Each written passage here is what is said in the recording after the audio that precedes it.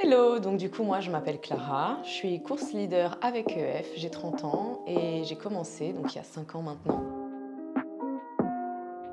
Donc voilà, j'ai commencé en 2019 avec Torquay. J'ai enchaîné avec Malte, plusieurs séjours, je faisais des allers-retours. En fait, j'ai tellement aimé que voilà, j'ai continué. En 2020, je suis partie en Suisse parce que, comme vous le savez tous, Covid en 2019.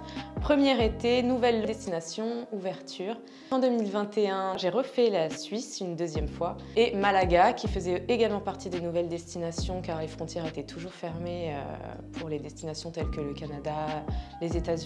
Je suis donc partie à Oxford et en Floride. Ça fait beaucoup de destinations. Nous, le leader, déjà, on est le représentant du groupe français à l'étranger. C'est-à-dire qu'on peut partir seul ou à plusieurs, enfin ça dépend du nombre d'étudiants. Sur place, on sera vraiment la personne représentante, l'interlocuteur, la passerelle, que ce soit entre les étudiants et Paris, peut être amené à être en contact avec les bureaux de Lyon, de Marseille. On est également aussi le tremplin entre le staff local et les host family par exemple. Et bien sûr, on est là tout le temps pour les jeunes. Et c'est notre principale priorité. Donc quand il y a un manque quelque part, un petit coup de blues, un petit bobo, quelque chose, même quand ça va, on le demande, on est là. Donc voilà, on fait office de confident, de grande sœur ou grand frère, de policier aussi parfois, oui, ça arrive.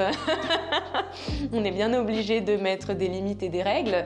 C'est pas le rôle qu'on préfère, mais on doit le tenir également. Et le principal, c'est d'être là 24 heures sur 24, 7 jours sur 7, quoi qu'il arrive. Ça m'est arrivé qu'on m'appelle à 3 heures du matin parce qu'une petite a fait une crise d'asthme dans la nuit, j'ai dû l'emmener aux urgences. Rose, si tu te reconnais. Je sais qu'on est toujours en contact. Et voilà, on est là, on se réveille. Et puis c'est ça qui fait le rôle du leader et en fait, qui fait qu'on est important pour eux aussi, donc ça nous tient à cœur. Déjà, dans une journée type, il y a les cours et les activités. Il faut savoir qu'il y a deux formules chez EF, c'est soit la formule en résidence, soit la formule en famille d'accueil. La journée type commence bien évidemment par le petit déjeuner. Ensuite, les journées sont en quinconce, c'est-à-dire c'est soit classe le matin, soit l'activité l'après-midi ou inversement. Ensuite, il y a le déjeuner. Donc pour les étudiants qui sont à la résidence, le déjeuner est inclus soit à l'école, soit à la résidence également. Pour ceux qui sont en famille d'accueil, donc ils ont généralement un pique-nique fourni avec eux par la famille d'accueil. Et l'après-midi, en fonction de ce qu'il y a eu le matin, en fait, ça change. Donc les activités sont très variées, honnêtement. Il y a des activités qui sont incluses, telles que des visites ou des excursions. Il y a aussi des activités faites par EF qui sont très drôles. Ça peut être des jeux, des chasses de photos, du coup ça s'appelle le scavenger hunt. Il y a plein d'activités. Et ensuite, il y a le dîner. Les étudiants qui sont en famille d'accueil rentrent chez eux pour manger avec leur famille, échanger, c'est le but principal, et revenir ensuite pour l'activité du soir. Donc c'est pareil, j'ai pas précisé pour ceux qui sont en résidence, mais ils mangent du coup à la cantine. Et puis ils reviennent le soir pour l'activité. Et ensuite, chacun rentre chez soi pour dormir et rebelote. Je peux pas avoir une préférence parmi tous les séjours que j'ai fait, honnêtement. Je me souviens de tout. Et paradoxalement, ma meilleure anecdote, c'est les au revoir. En fait, la fin, quand je vois les émotions des jeunes et de moi-même, en fait, c'est là où je me rends compte qu'un séjour a été réussi. Quand on me dit « Clara, tu m'as permis de passer le meilleur été de ma vie » ou...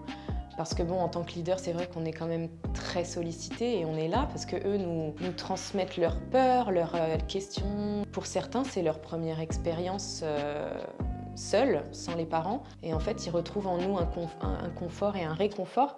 Et c'est vrai qu'à la fin, quand je reçois même à la fin, quand on rentre chez nous, des petits textos, merci, j'ai adoré ce séjour-là. Honnêtement, moi, c'est ça qui fait que je reviens chaque année. C'est de voir qu'ils ont passé un été génial.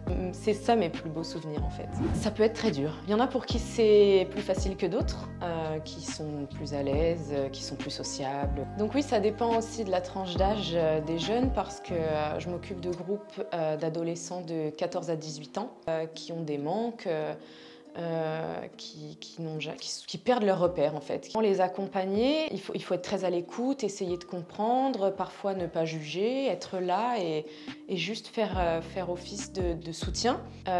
Au niveau linguistique, pareil, hein, on va parler de différents niveaux. Donc il y en a pour qui ils ont une aisance plus facile à l'oral. Il y en a qui n'alignent pas de mots, hein, on va dire ce qui est, il faut bien commencer quelque part. Les exemples les plus concrets que j'ai, c'était pour la Floride parce que j'ai déjà fait des séjours en famille d'accueil en Angleterre, mais les séjours aux États-Unis sont connus pour être complètement immersifs. Prenez pourquoi ils étaient là et le but de ce séjour, mais ils avaient, sortir de leur zone de confort, c'était très très difficile.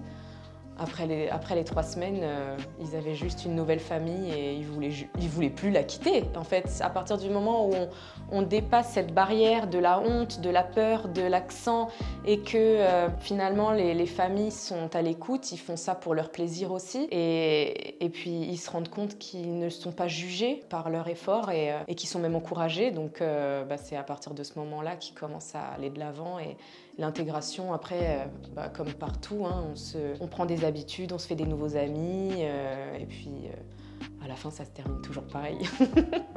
Sauter le pas, en fait. Des fois, ça peut faire peur. Ça peut faire peur parce qu'on part sans les parents, parce que c'est une certaine nouvelle forme d'autonomie aussi. Surtout pour ceux qui sont en famille d'accueil, l'autonomie est pas totale, mais c'est vrai que pour les déplacements, ils prennent les transports en commun. Ça peut être difficile dans un pays qu'on ne connaît pas. Et l'expérience qu'on en tire est tellement plus belle après que... Let's go. Voilà, je sais que ça peut faire peur de laisser son enfant à des inconnus. J'en ai eu beaucoup, des parents très inquiets qui me contactent. Mais on est très bien sélectionnés, on fait très bien notre travail et c'est quelque chose qu'on fait par passion, je pense. En tout cas, c'est mon cas, je le fais par passion.